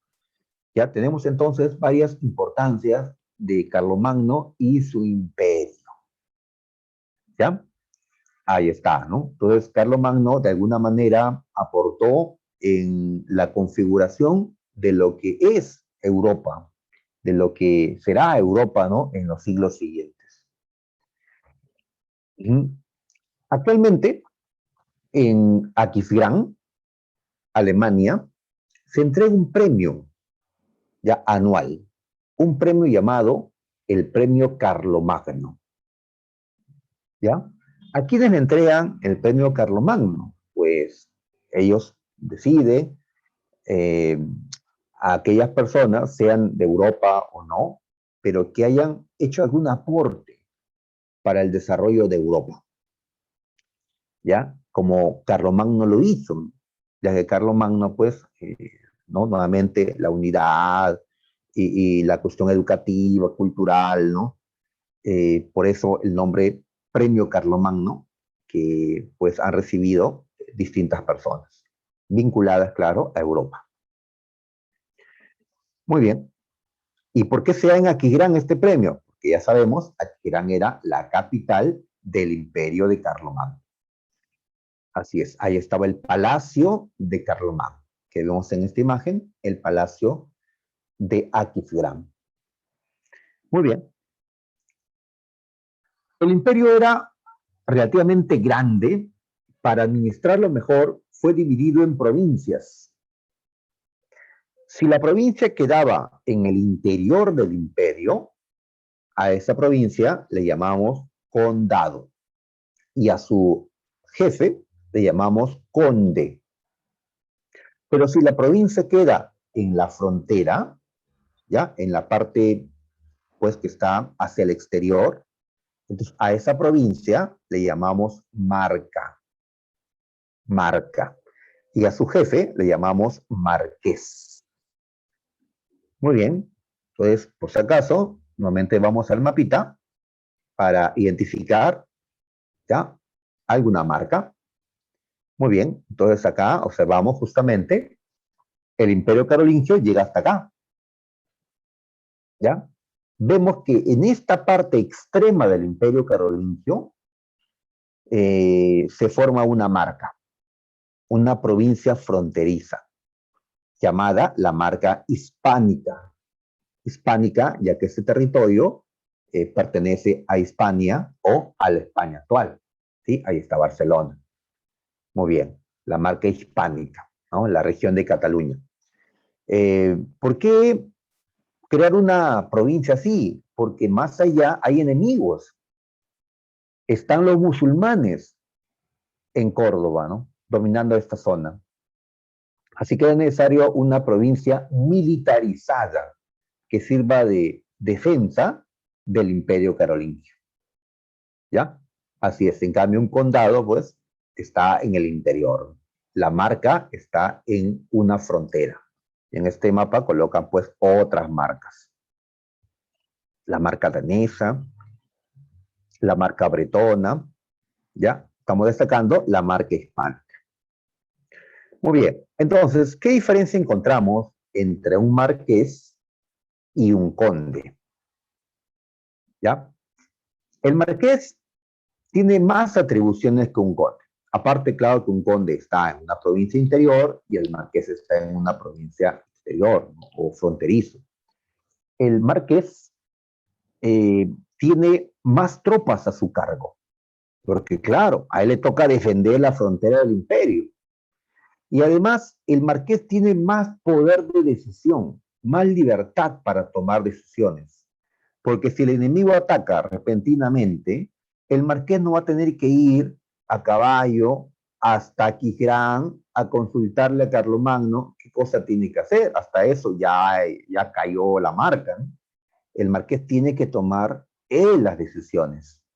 ¿Ya? No hay pues no hay WhatsApp para preguntarle a Carlomagno, pues, qué cosa hago, ¿no? Una llamadita. No, el marqués entonces tiene mayores atribuciones, ¿ya? Por eso, muchachos, estamos dándole una posición más elevada al marqués que al conde. ¿Ya? Ah, pero como el duque gobernaba un territorio más extenso, un conjunto de provincias es llamado ducado. Puede integrar, pues, condados y marcas. Así que por eso al jefe del ducado, el duque, lo estoy colocando, pues, arriba. ¿Ya? Muy bien. Y arriba de todos ellos, pues, está el emperador, está Carlomagno. Y Carlomagno los controla. Todos los años, estos hombres tienen que ir al palacio del emperador, en Aquisgrán. Y ahí se da una reunión, los Campos de Mayo. En esta asamblea, Carlomagno les dice qué tienen que hacer. Les da las leyes o capitulares. Y así estos hombres se van a sus provincias a aplicar lo que Carlomagno les ha ordenado. Acá no hay democracia, ¿no? Este es un imperio que quiere ser absolutista, ¿no? Ahora, pero ¿y cómo sabe Carlomagno que estas autoridades están cumpliendo lo que se les ha ordenado? Pues necesita inspectores. Ahí están los missi dominici. ¿Ya? Estos hombres en sí iban de dos. Uno responde a Carlomagno, el otro es un sacerdote que responde a la Iglesia Católica, una iglesia interesada también en que se promueva la religión católica. Así que ellos viajan, son varios de ellos, recorren las provincias y así están vigilando el trabajo de los condes, marqueses y duques. ¿Ya? Así Carlomagno los tenía vigilados. Así estos hombres vigilados, ¿ya? Por el emperador, eran nobles, pero aún no eran lo que veremos la próxima semana. Estos condes o marqueses aún no eran señores feudales. Aún no. ¿Qué les falta para ser señores feudales, como veremos en la siguiente clase? Les falta ser no solo los administradores de estas provincias, ser los dueños. ¿Y qué más les falta? Les falta ya no tener a un Carlomagno que los vigile, que los controle, que les diga qué hacer. ¿Ya?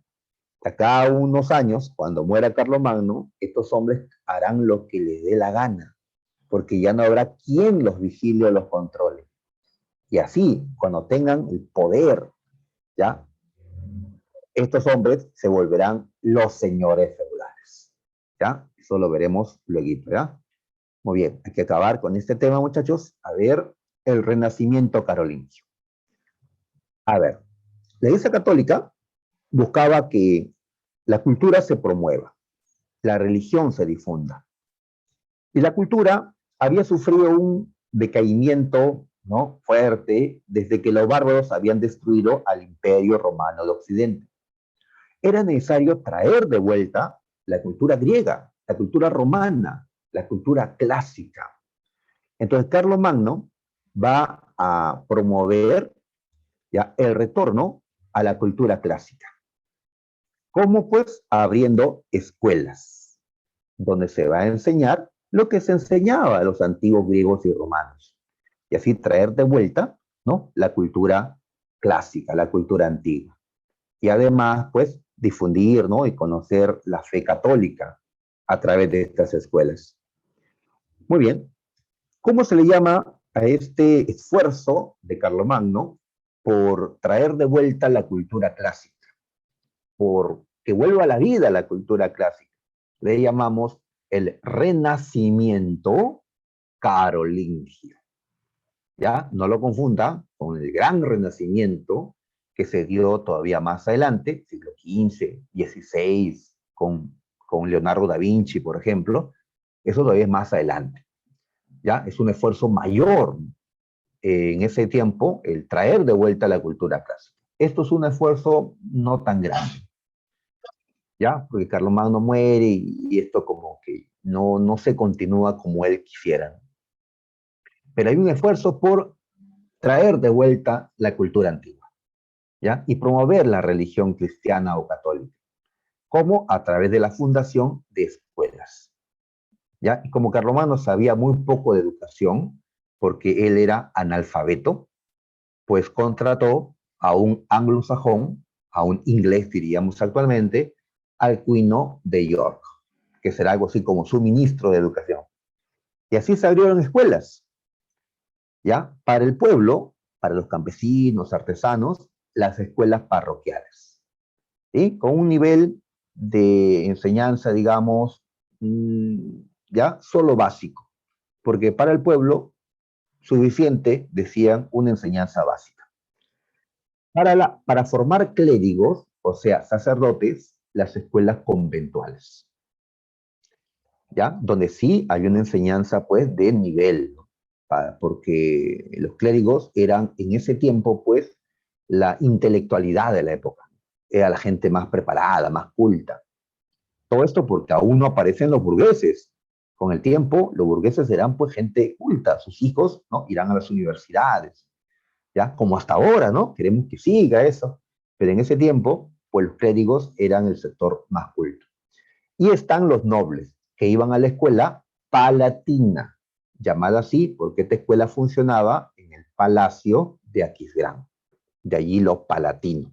Conventual, porque funcionaba en el convento. Parroquial, porque funcionaba en las parroquias de los pueblos.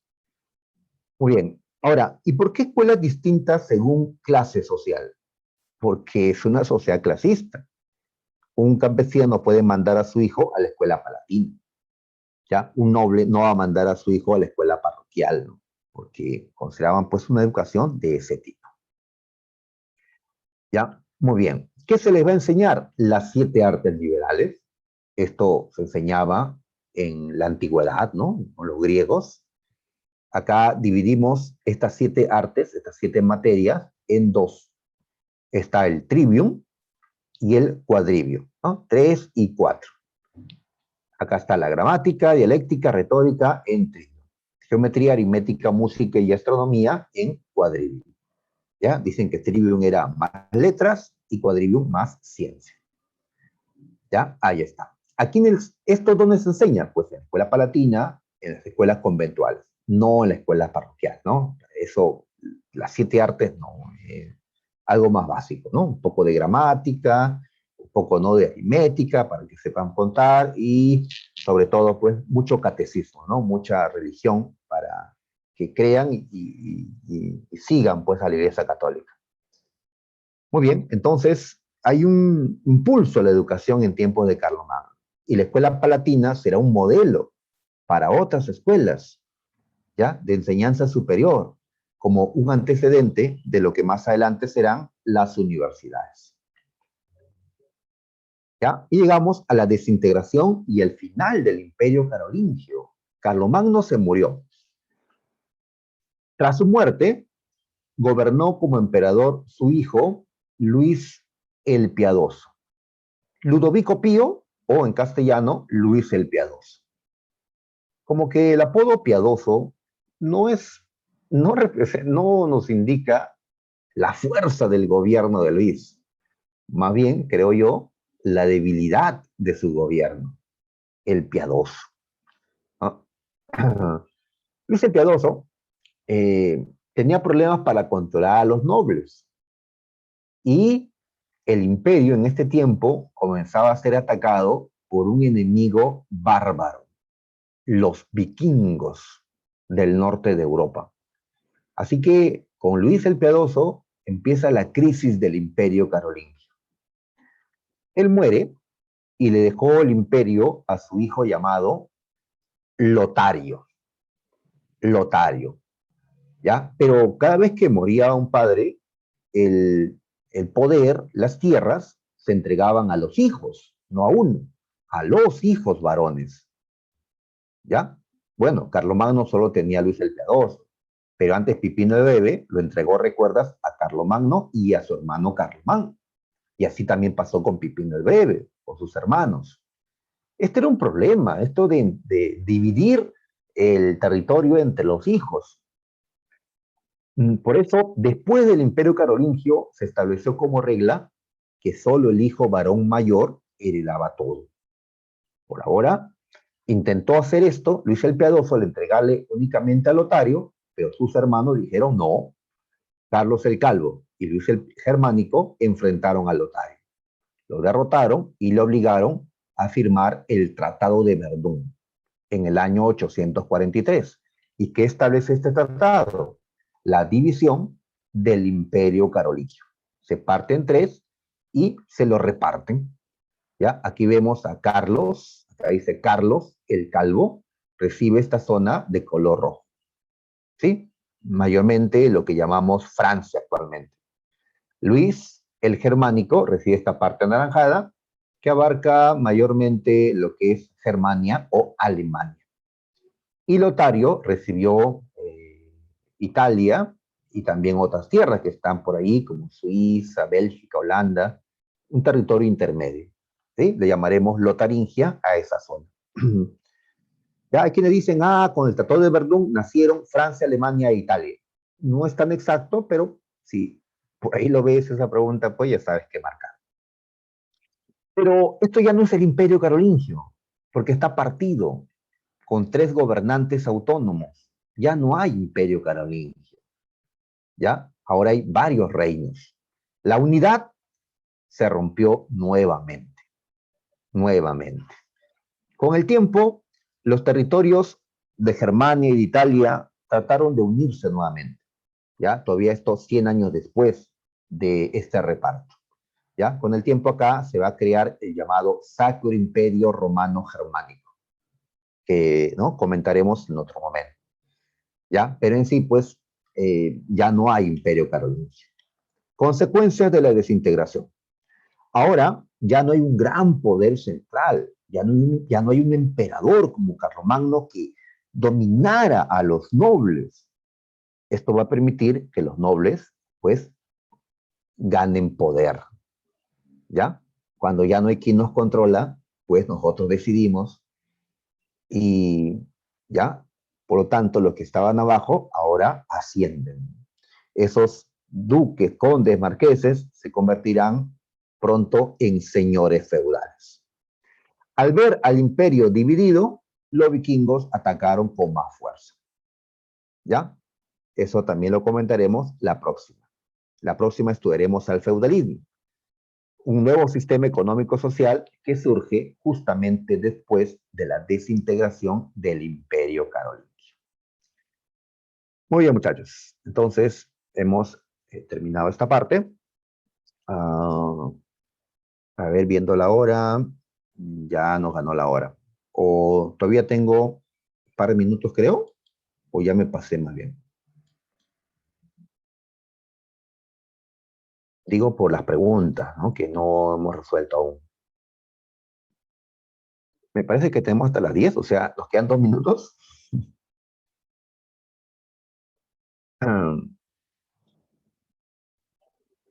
A ver, parece complicado.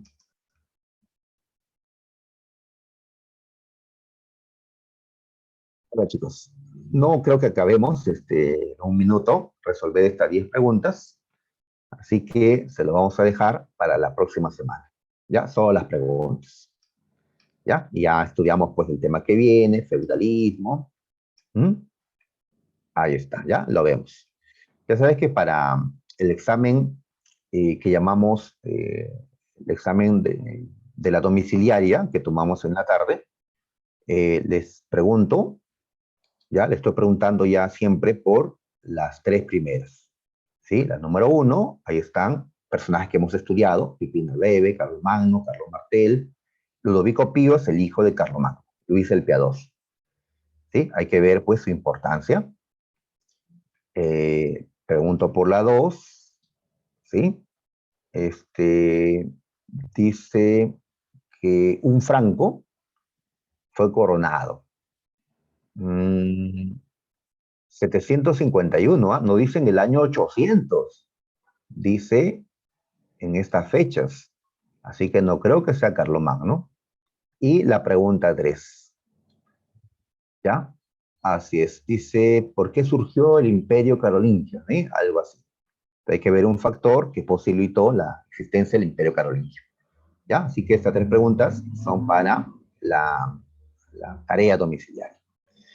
Muy bien. Entonces, muchachos, nos quedamos aquí. ¿Ya? Continuamos la próxima semana.